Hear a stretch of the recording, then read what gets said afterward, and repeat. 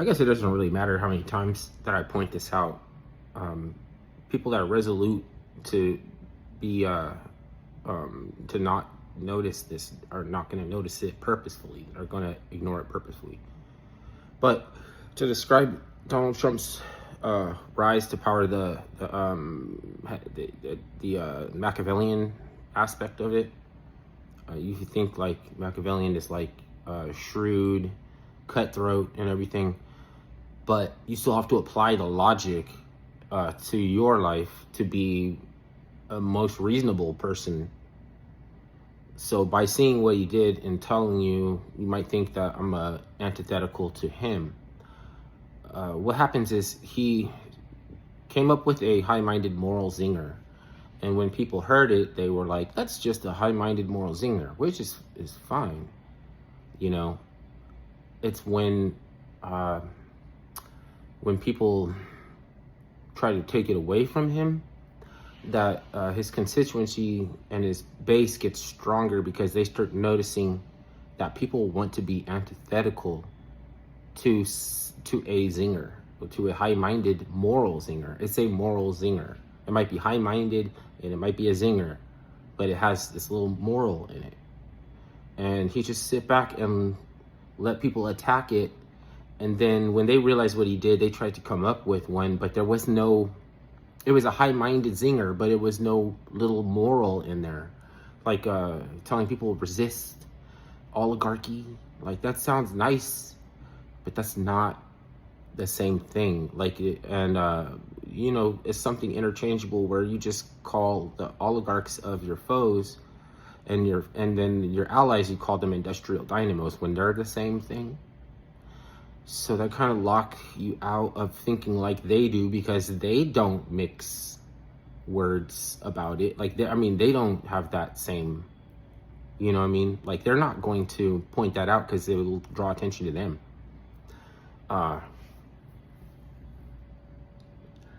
There are little tactics, coups, things you can do like that might work to somebody who doesn't have a high-minded moral zinger. So like when Aunt Hefe was calling out Mike Winters from Point and Shoot, he was actually making indirect complaints about Adam 22. Everything he said about Mike Winters was directed and about Adam 22, but at the same time, they're supposed to be ganging up together an agreement against Point and Shoot. So it's almost like by agreeing with me and taking my side, now I can kind of make you explain. If you want to continue doing things that piss me off, you'll have to over explain everything. And I just laid out like a whole bunch of things. So like you have to do all this work to, if you don't change, then it'll be difficult, because now you have to explain how you're any different. But that is busy. That just seems busy. You know, like the shrewdest thing to do is not defend yourself. It keeps you relevant. It keeps you on everybody's mind longer. And then when you finally do say anything, it's with the air of aloof that you try to generate when you're actually culpable. Like when you're guilty, you try to seem like, I don't know anything.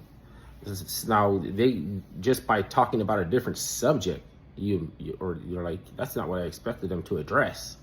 I guess all that shit was like, you know, we probably didn't back it up with anything, so we probably imagined that shit. And you can see how reading The Prince and practicing Machiavellian tactics is actually just like, not like, it's not evil, it's just not stupid.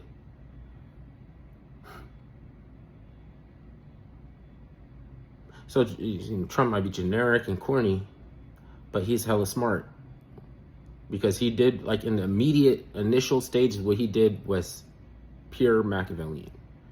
Like, since then, it was so hard to come up with a high-minded moral zinger, because it seemed like he chose the only one that was available for anybody to take, like that Make America Great Again.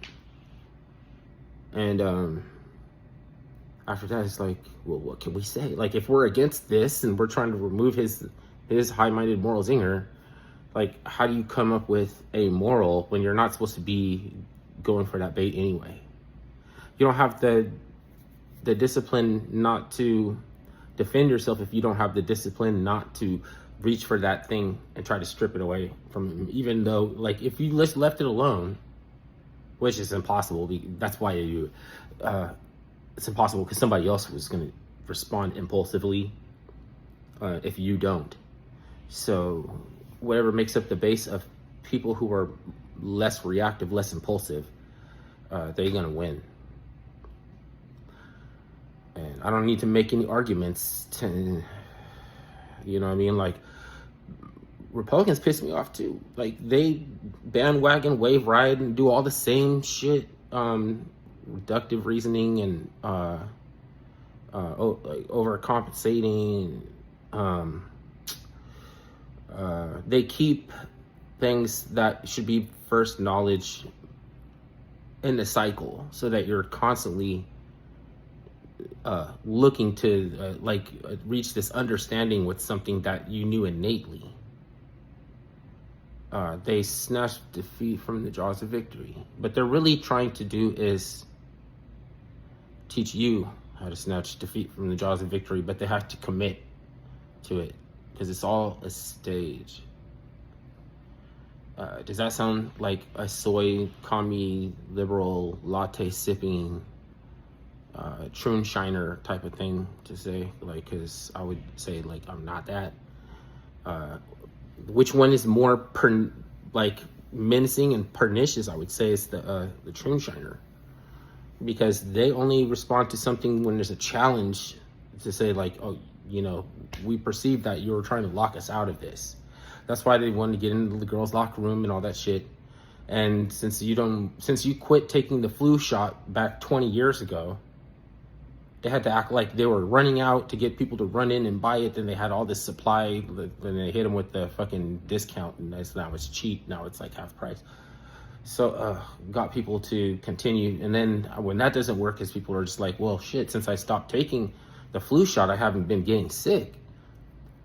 Then they had to come up with the COVID scare. It's a shakedown. People are emotionally attached to the idea that COVID is real.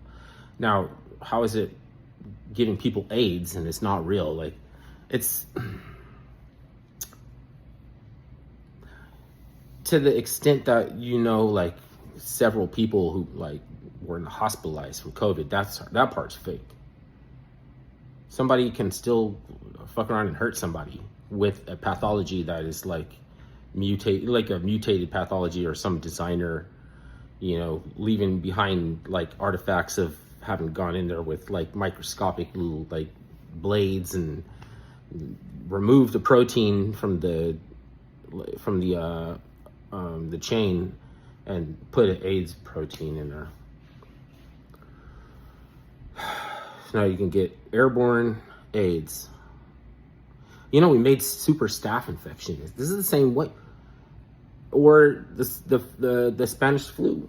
We made a culture that was resistant to antibodies by sending all those people off to the trenches, where they developed their own strain of the Spanish flu that the regular population was separated from. Then when they came back home, they all got sick. So, I mean, I could say we're overdue for a pandemic or something, but then that could also be superimposing my own notions about these pathologies that might do more harm than good. But telling you that it's because you're not incubating those germs on your face is the problem, or because you went outside and got vitamin D, that was the problem, when you need vitamin D. They were doing everything that they could to make it worse, so the kids shop for statistics, because that was the whole point. How do you convert all that fear and chaos and confusion into capital gain? Most people don't know how to do it.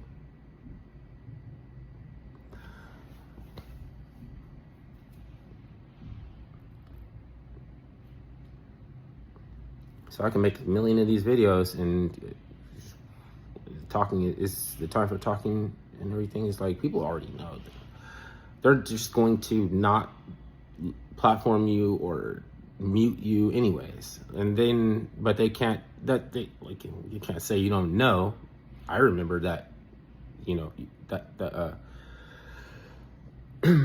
I remember that people I grew up in the same time period as I am, so I know that they're different. Something's altered them because they're acting like they were never alive during the same time period. Is something fishy, even if I can't say exactly what it is. It's like they don't want to acknowledge that objective truths are not mind dependent, because they're trying to say that logic is found in the brain, so that's where they can attack you and it, meaning your logic. If I can locate it in your brain, I can attack it. So it's just, what is the basis for them deciding that objective truths don't exist a second ago for any other convenient purposes? They're assuring you that they most assuredly do exist. That's what those stupid, they think that they can ride that wave all the way to a pinnacle of some sort. Like, I think it could get slippery. Because up there, all you're gonna find is cannibals and sharks and the pig snakes or whatever it is. It can be the top pig snake and eat all the other pig snakes. Really? Because they don't have room for anybody else and they don't share. Satan doesn't bow to no demon, and he don't share with nobody. So, I mean, there's things worse than Satan, to be honest. Satan is just some trickster that steals souls, right? He's just supposed to trick your soul, like, so you don't go to heaven, you go to hell. Like, that's the whole point. But does you think Satan has anything to do with child exploitation and depraved indifference, elderly neglect and all that kind of shit? It's like he would be not there for that either. Just like, because it's like, not, well, see, that make you tired of people equating God and the devil to being the same, basically. Like, one put on a costume to scare the children. Well, if God put on the costume of the devil to scare the children into good behavior, then God got a little bit too busy while he was being Satan, so that, you know what I mean? Because one thing God can't do is deceive, or create a bigger mouth so it can eat, so that create something bigger than him so that he couldn't eat it, right? That's just the hypothetical. Create a bigger box so that he wouldn't fit inside of it or something like that. All right.